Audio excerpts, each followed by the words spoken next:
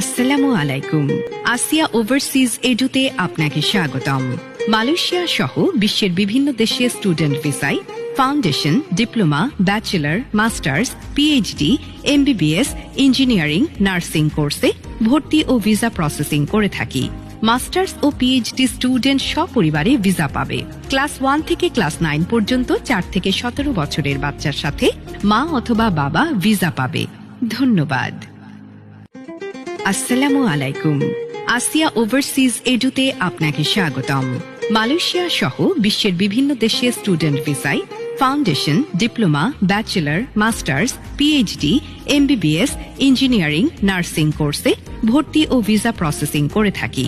Masters ও PhD student সপরিবারে visa পাবে।